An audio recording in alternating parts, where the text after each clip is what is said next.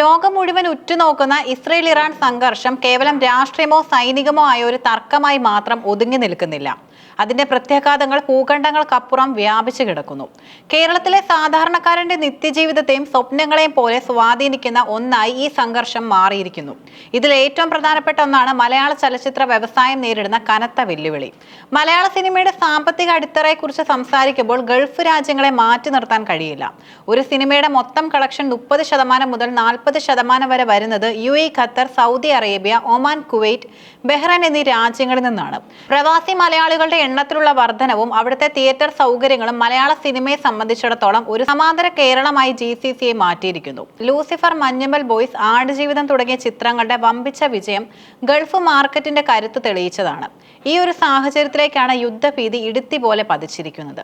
ഈദ് ആഘോഷങ്ങളോടനുബന്ധിച്ച് തിയേറ്ററുകളിലെത്താൻ കാത്തിരിക്കുന്ന വമ്പൻ ചിത്രങ്ങളാണ് ഇപ്പോൾ വലിയ ആശങ്കയിൽ കഴിയുന്നത്. മലയാള സിനിമയുടെ ചരിത്രത്തിലെ തന്നെ ഏറ്റവും വലിയ ചിലവേറിയ ചിത്രങ്ങളായ ദൃശ്യം 3, ആട് 3 എന്നിവയുടെ ഗൾഫ് റിലീസ് അനിശ്ചിതത്വത്തിലായിരിക്കുകയാണ്. ആട് 3 മിഥുൻ മാനുവൽ തോമസ്, ജയസൂര്യ കൂട്ടുകെട്ടിലെത്തുന്ന ഈ ചിത്രം മാർച്ച് 19 ഗൾഫ് രാജ്യങ്ങളിൽ വിപുലമായ രീതിയിൽ റിലീസ് ചെയ്യാനിരിക്കുകയാണ്. എന്നാൽ യുദ്ധം മുറുകിയാൽ തിയേറ്ററുകൾ അടച്ചിടേണ്ടി വരുമോ എന്ന ഭീതി വിതരണക്കാരെ വേട്ടയാടുന്നു. യാഷിന്റെ പാൻ ഇന്ത്യൻ പ്രൊജക്റ്റായ ടോക്സിക് ഗൾഫ് മാർക്കറ്റിൽ വലിയ ബിസിനസ് പ്രതീക്ഷിക്കുന്ന ഒന്നാണ്. സമാനമായ ബോളിവുഡ് ചിത്രം ദുരന്തർ എന്ന സിനിമയുടെ പ്രദർശനം പ്രതിസന്ധിയിലാണ്. നിവിൻ പോളിയുടെ പ്രതിച്ഛായ വലിയ ക്യാൻവാസിൽ ഒരുങ്ങുന്ന പള്ളിച്ചട്ടമ്പി, പാട്രിയാറ്റ് തുടങ്ങിയ സിനിമകളുടെ റിലീസ് തീയതികൾ മാറ്റിവെക്കുന്നതിനെ കുറിച്ച് നിർമ്മാതാക്കൾ ആലോചിച്ചു വരികയാണ്. ഒരു സിനിമ നിർമ്മാണത്തിൽ ഇരിക്കുമ്പോൾ തന്നെ അതിന്റെ വിദേശ വിവരണ അവകാശം വലിയ തുകയ്ക്ക് വിറ്റഴിക്കാറുണ്ട്. ഈ തുക സിനിമയുടെ നിർമ്മാണ ചെലവിന്റെ വലിയൊരു ഭാഗം വഹിക്കുന്നു. എന്നാൽ യുദ്ധ സാഹചര്യം നിലനിൽക്കുമ്പോൾ വിദേശ വിതരണക്കാർ കരാറുകളിൽ നിന്ന് പിന്മാറാനോ തുക കുറയ്ക്കാനോ സാധ്യതയുണ്ട്. നിവിൻ പോളിയുടെ പ്രതിച്ഛായ ഉൾപ്പെടെയുള്ള ചിത്രങ്ങളുടെ ഓവർസീസ് ഡീൽ ഇപ്പോൾ പാതി വഴിയിൽ നിലച്ചിരിക്കുകയാണ്. വിമാന സർവീസുകൾ റദ്ദാക്കിയതും ലോജിസ്റ്റിക്സ് പ്രശ്നങ്ങളും ഡിജിറ്റൽ കണ്ടന്റ് അയക്കുന്നതിനെ പോലും ബാധിച്ചേക്കാം. സാമ്പത്തികമായി പറഞ്ഞാൽ ഒരു ബിഗ് ബഡ്ജറ്റ് സിനിമയുടെ റിലീസ് തടസ്സപ്പെടുന്നത് വഴി നിർമ്മാതാവിന് പ്രതിദിനം ലക്ഷക്കണക്കിന് രൂപയുടെ പലിശ ബാധ്യതയാണ് ഉണ്ടാകുന്നത്. സിനിമ എന്നത് ഒരു ആസ്വാദനമാണ്, എന്നാൽ അതിന് ശാന്തമായൊരു സാഹചര്യവും ആവശ്യമാണ്. പശ്ചിമേഷ്യയിൽ യുദ്ധഭീതി നിലനിൽക്കുമ്പോൾ പ്രവാസികൾക്കിടയിൽ വലിയൊരു അരക്ഷിതാവസ്ഥയുമുണ്ട്. നാട്ടിലേക്കുള്ള യാത്ര മുടങ്ങുന്നതും ജോലി ഭദ്രതയെക്കുറിച്ചുള്ള ആശങ്കകളും ജനങ്ങളെ തിയേറ്ററുകളിൽ നിന്ന് അകറ്റും. ഇസ്രയേലും ഇറാനും തമ്മിലുള്ള പോരാട്ടം വ്യാപിച്ചാൽ ഗൾഫ് രാജ്യങ്ങളിലെ സാധാരണ ജനജീവിതം സ്തംഭിക്കും. വിനോദത്തിനേക്കാൾ സുരക്ഷയ്ക്ക് മുൻഗണന നൽകുന്ന ഈ സാഹചര്യത്തിൽ സിനിമകൾ ഇറങ്ങിയാലും ബോക്സ് ഓഫീസിൽ പരാജയപ്പെടാൻ സാധ്യത കൂടുതലാണ്. ഇറാൻ വ്യോമപാത അടച്ചതും ഇസ്രയേലിന്റെ തിരിച്ചടിയും കാരണം ഇന്ത്യയിൽ നിന്ന് ഗൾഫിലേക്കുള്ള പല വിമാന സർവീസുകളും ഇതിനോടകം തന്നെ താളം തെറ്റിയിട്ടുണ്ട്. സിനിമാ പ്രമോഷനുകൾക്കായി താരങ്ങൾ ഗൾഫിലേക്ക് പോകുന്നതും അവിടെ വലിയ ഇവന്റുകൾ സംഘടിപ്പിക്കുന്നതും ഇപ്പോൾ അസാധ്യമായി മാറി.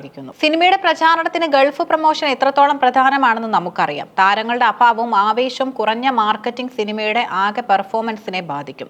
മലയാള സിനിമ ഇന്ന് കേവലം കേരളത്തിലോ ഗൾഫിലോ ഒതുങ്ങുന്നില്ല. യൂറോപ്പ്, കാനഡ, US എന്നിവിടങ്ങളിലേക്കും നമ്മുടെ സിനിമകൾ എത്തുന്നുണ്ട്. എന്നാൽ പശ്ചിമേഷ്യയിലെ സംഘർഷം ആഗോള എണ്ണവില വർദ്ധിപ്പിക്കുന്നതിലേക്കും അതിലൂടെ ലോകമെമ്പാടും പണപ്പെരുപ്പത്തിലേക്കും നയിക്കും. ജനങ്ങളുടെ കൈവശം ചിലവാക്കാൻ പണം കുറയുന്ന സാഹചര്യം ആഗോള തലത്തിൽ തന്നെ സിനിമയുടെ ബിസിനസിനെ പ്രതികൂലമായി ബാധിക്കും. നിർമ്മാതാക്കളെ സംബന്ധിച്ചിടത്തോളം ഇതൊരു ഇരുട്ടടിയാണ്. റിലീസ് ഡേറ്റ് അനൗൺസ് ചെയ്ത ശേഷം അത് മാറ്റുക എന്നത് വൻ സാമ്പത്തിക ബാധ്യത വരുത്തിവെക്കുന്ന ഒന്നാണ്. ഡിജിറ്റൽ മാർക്കറ്റിംഗ്, പോസ്റ്ററുകൾ, വിദേശ തിയേറ്റർ അഡ്വാൻസ് എന്നിവയെല്ലാം ഇതിനോടകം തന്നെ ചിലവാക്കി കഴിഞ്ഞു.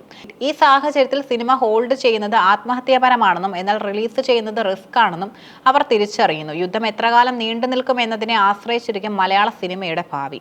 ഒരു ചെറിയ കാല സംഘർഷമാണെങ്കിൽ സിനിമകൾക്ക് പിടിച്ചു നിൽക്കാം. എന്നാൽ ദീർഘകാലത്തേക്ക് നീളുകയാണെങ്കിൽ ദൃശ്യം 3 പോലുള്ള സിനിമകളുടെ റിലീസ് വർഷാവസാനത്തേക്ക് പോലും മാറ്റിവെക്കേണ്ടി വന്നേക്കാം.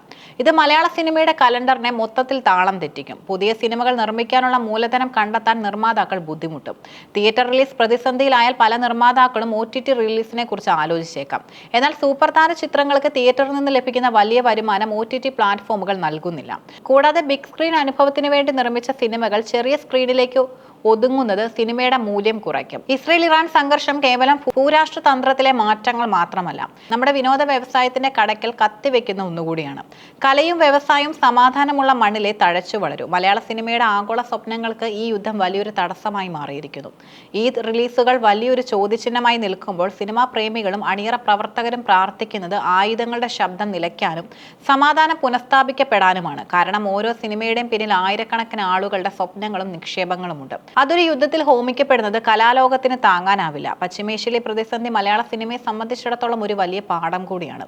ഒരു വിപണിയെ മാത്രം ആശ്രയിച്ചു നിൽക്കാതെ ആഗോളതലത്തിൽ പുതിയ വിപണി കണ്ടെത്തേണ്ടതിന്റെ ആവശ്യകത ഇത് ഊന്നി പറയുന്നു. എങ്കിലും ഗൾഫ് മേഖലയിലെ പ്രവാസികളുടെ കരുതലും സ്നേഹവുമാണ് എന്നും മലയാള സിനിമയുടെ കരുത്ത്. ആ കരുത്ത് വീണ്ടെടുക്കാൻ സമാധാനം വേഗം മടങ്ങി വരട്ടെ എന്ന് നമുക്ക് പ്രത്യാശിക്കാം.